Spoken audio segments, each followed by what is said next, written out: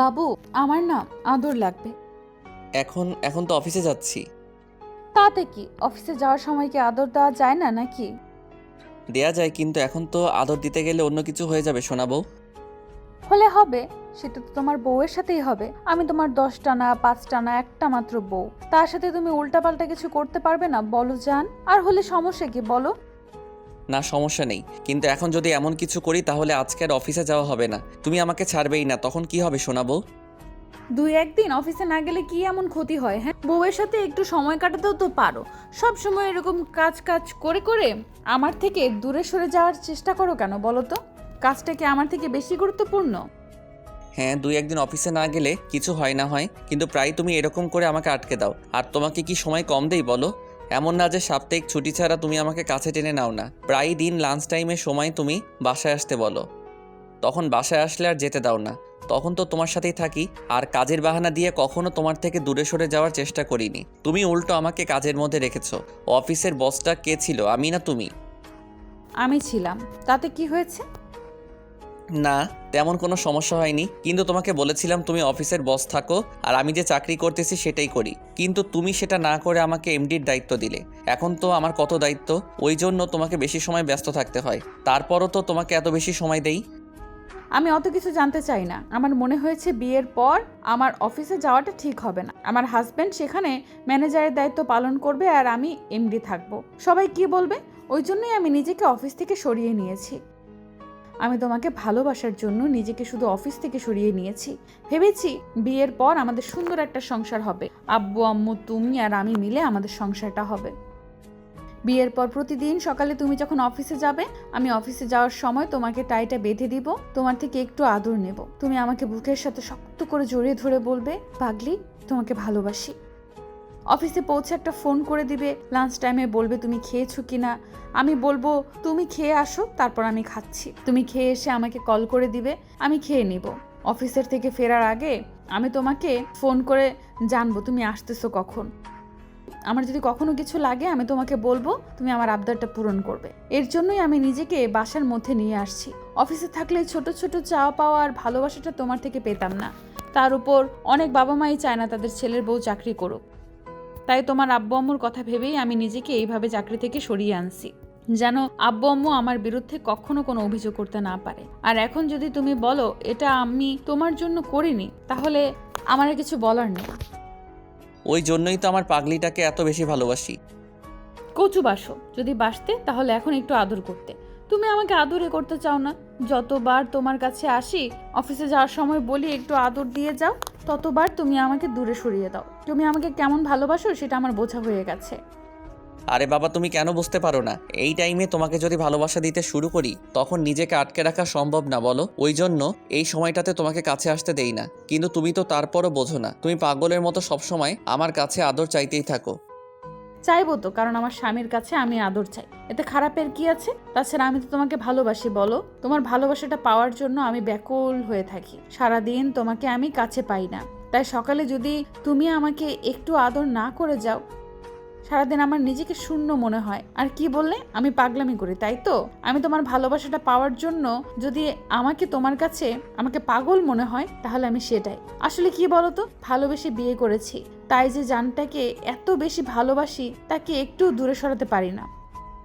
আরে বাবা, আমি তো সবটাই বলছি, কিন্তু কি করব বলো?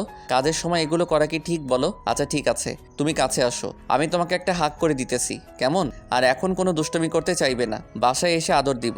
আমার কলিজাটাকে কেমন, এখন ভদ্রমের মতো কাছে আসো। না থাক, লাগবে না। তুমি না বলো আমি দুষ্টুমি বেশি করি, আমি ফাজিল, আমার এসব কিচ্ছুর দরকার নেই। তুমি চলে যাও, আমি এমনিতেই ঠিক আছি। আসলে কি বলো তো, আমি না তোমার স্পর্শগুলো না পেয়ে থাকতে পারি না, ওই জন্য তোমার কাছে আসি। তোমার কাছ থেকে ভালোবাসা চাই। আমার কি এটুকু অন্যায় হয়ে গেছে বলো ভালোবাসাটা চাওয়া? তাহলে আমি কেন চাইবো না? যেখানে আমরা ভালোবেসে বিয়ে করেছি, কেউ রাজি ছিল না, সেখানে তোমার ভালোবাসাটা চাওয়া কি আমার অন্যায় বলো?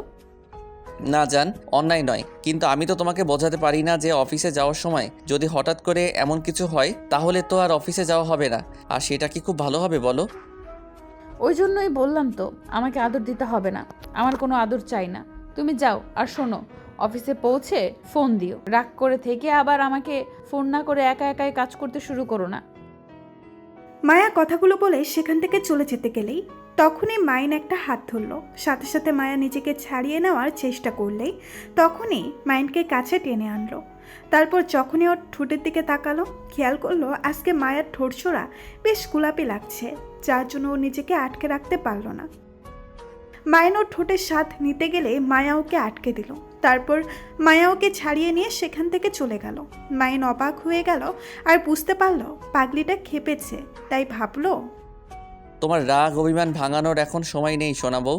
আজকে অনেকগুলো মিটিং আছে, যার জন্য আর তোমাকে সারাদিনও সময় দিতে পারবো না। তুমি থাকো, আমি রাতে বাসায় আসি, তারপর তোমাকে দেখাবো মজা। মাইন কথাগুলো ভেবে বাসা থেকে বেরিয়ে গেল। তো অফিসে গিয়ে মায়াকে ফোন দিল, কিন্তু মায়া ফোনটা রিসিভ করলো না, যার জন্য মাইনের মাথায় একটা প্রেশার থেকেই গেল যে ওর কলিজাটা ওর উপর রাগ করে আছে। সারাদিন মাইন আর কোনো কাছে তেমন করে কোনো মনোযোগ দিতে পারলো না, সবসময় শুধু মায়ের কথাটাই ভাবলো। সারাদিন কোনো রকম কেটে গেল। তো দুপুরে একটাবার মায়া মাইনকে কল করলো না। সামান্য বিষয় নিয়ে এত বেশি রেগে আছে মাইন, সেটা জানতো না। তো সন্ধ্যার মুখে মাইন বাসায় ফিরল আর খেয়াল করে দেখলো মায়া রান্নাঘরে আম্মুর সাথে রান্না করছে। তখন মাইন মায়ের পাশে কিছুক্ষণ দাঁড়িয়ে রইল। তারপর ওর কোনো রেসপন্স নেই। আম্মু বুঝতে পারলো হয়তো কিছু একটা লাগবে, আর মাইন হয়তো মায়াকে কিছু বলতে চায়। তো আম্মু আছে বলে মাইন গিয়ে ফ্রেশ হয়ে ডাইনিং রুমে আসতেই দেখলো মায়া রান্নাঘরে একা। মায়ার সারা মুখে একটা ক্লান্তির ছাপ। তখন মাইন গিয়ে মায়ার পেছনে গিয়ে দাঁড়ালো, কিন্তু মায়া ওকে খেয়াল করেনি। মায়ার সারা মুখে ঘামে ভেজে, তারপর ওর নাকের উপরে বিন্দু বিন্দু ঘাম জমে আছে, আর শাড়িটা কোমরে গুজে রেখেছে, যেটা দেখেই মাইন আর নিজেকে সামলাতে পারলো না। পেছন থেকে ওকে জড়িয়ে ধরে ওর চুলে নাক ডুবিয়ে দিল। মাইনের এমন দ্বারা কর্মকাণ্ডে প্রথমে মায়ার খুশি হলেও আবার পরক্ষণেই ভেবেছিল সারা দিনে কোনো খোঁজ খবর ছিল না। আমি একটু রাগ করেছি, আমার রাগটা ভাঙানোর চেষ্টাও করলো না, আর এখন আসছে ঠং দেখাতে।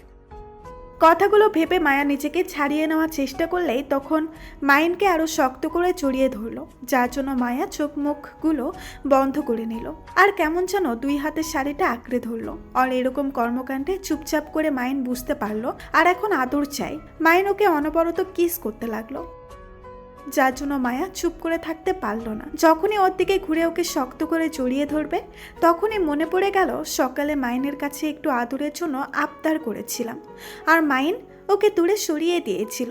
সবটা মনে করতেই মাইনকে জোরপূর্বক ছাড়িয়ে নিল। মাইন একটু অবাক হলেও তারপর আবার ওকে জড়িয়ে ধরতে গেলেই মায়া বলতে লাগলো, অফিস থেকে এসে এত আদিক্ষেতা দেখাতে হবে না, যাও কাজ করতে যাও, ডিস্টার্ব করো না। কি হয়েছে? তুমি এমন করে কথা বলতেছো কেন? আজকে মনে হয় প্রথম কিচেনে তোমার কাছে আসলাম, আর অফিস থেকে ফিরে তো প্রথমে তোমার সাথে দেখা করি। তুমি সেটা জানো না? তাহলে এমন করে কথা বলতেছো যে? এমনিতেই ভালো লাগছে না, যাও গিয়ে বসে থাকো, আর না হলে রুমে গিয়ে রেস্ট নাও। যখন ভালো লাগবে তখন ভালোভাবে কথা বলবো। শরীর খারাপ করেছে শোনা বউ? কি হয়েছে দেখে আমাকে বলো, আমি সবটা ম্যানেজ করে দিচ্ছি। এত নাটক দেখিও না তো, অনেক দেখিয়েছো। আমার তোমাকে হাড়ে হাড়ে চেনা আছে, তুমি কেমন আমার সেটা খুব ভালো করে জানা আছে। এখন নাটক না করে এখান থেকে যাও, আমাকে কাজ করতে দাও। তুমি তখনকার বিষয়টা নিয়ে আমার উপর রেগে আছো তাই না? আচ্ছা ঠিক আছে। একদম ছুবে না আমাকে, ছাড়ো। একদম কাছে আসার চেষ্টা করবে না। তোমাকে বলছি না যে তুমি একদম আমার কাছে আসবে না, তারপরও এরকম লুচুগিরি করতে শুরু করে দিয়েছো। মায়ার এরকম কথাতে মাইন অবাক হয়ে ওর দিকে তাকিয়ে রইল। মায়া আর কিছু না বলে কাজ করার চেষ্টা করলো। মাইন ওকে আর জোর করলো না। রুমে এসে বিছানায় আদর্শোয়া হয়ে ভাবতে লাগলো কি এমন করলো যার জন্য মায়া রাগ করে আছে। তো রান্না হয়ে গেলে মায়া মাইনকে ডাকতে আসলো না, যার জন্য খুব মাইনের খারাপ লাগলো। ও না খেয়ে বিছানায় শুয়ে পড়লো। তারপর যখন আব্বু আম্মু মায়াকে বলল মাইনকে ডাকতে, তখন এসে ডাকলো। তখন মাইন বলে দেয়, না আমি খেয়ে আসছি, আবার কোনো খিদে নেই, তোমরা গিয়ে খেয়ে নাও। খাবার বেড়েছি, আসো খেয়ে নাও। নাটক করো না তো, এত নাটক কিন্তু এখন আর দেখতে ভালো লাগে না।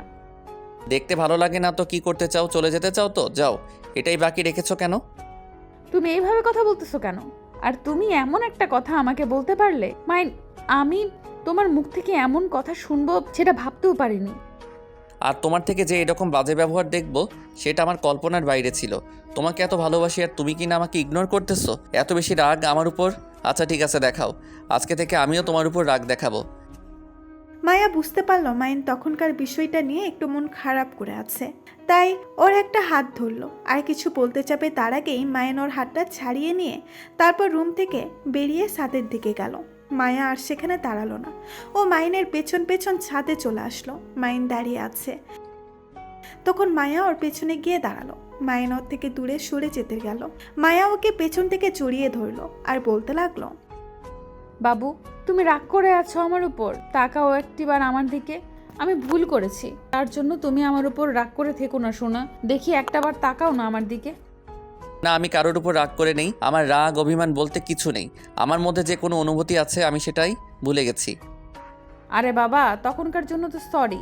আর এই জন্য তুমি এত বেশি রাগ করে থাকবে? আসলে তখন মাথা ঠিক ছিল না, ওই জন্যই বলেছিলাম। আর তাছাড়া অফিসে যাওয়ার সময় আমাকে একটু আদর দিয়ে গেলেই তো হতো, সেটা না করে তুমি এত কথা পেঁচালে, ওই জন্যই খারাপ লেগেছিল। আমার কি তোমার ভালোবাসাটা সারাদিন পেতে ইচ্ছে করে না বলো? ভালোবেসে আমরা বিয়ে করেছি, তাহলে তোমার আদর আমার বেশি পেতে ইচ্ছে করবে, তাই না বলো? তোমার কি পেতে ইচ্ছা করে আর না করে সেটা আমি জানতে চাই না। এখন যাও এখান থেকে, আমাকে একা থাকতে দাও। আমি এসব বিষয়ে কোনো কথা বাড়াতে চাই না। মাইন কথা না বলে সেখানে দাঁড়িয়ে রইল। তারপর একটা সময় মায়া ওকে অনেক রিকোয়েস্ট করে খাবার টেবিলে নিয়ে গেল। খাওয়া দাওয়া করে রুমে আসলো। তারপর বিছানার একপাশে শুয়ে পড়তেই অন্য পাশে শুয়ে মাইনের বুকে মাথা রাখলো।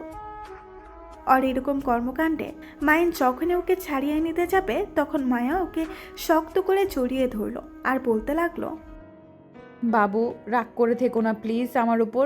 একটু কথা বলো আমার সাথে। যেখানে রাগ আমি দেখালাম, উল্টো সেই রাগ তুমি আমার উপর দেখাচ্ছ। তুমি কি আমাকে একটুও বোঝার চেষ্টা করবে না? সবসময় এরকম প্রেশারের মধ্যেই রেখে যাবে? আমার কি তোমাকে নিয়ে টেনশন হয় না বলো? আমার কি খারাপ লাগেনি?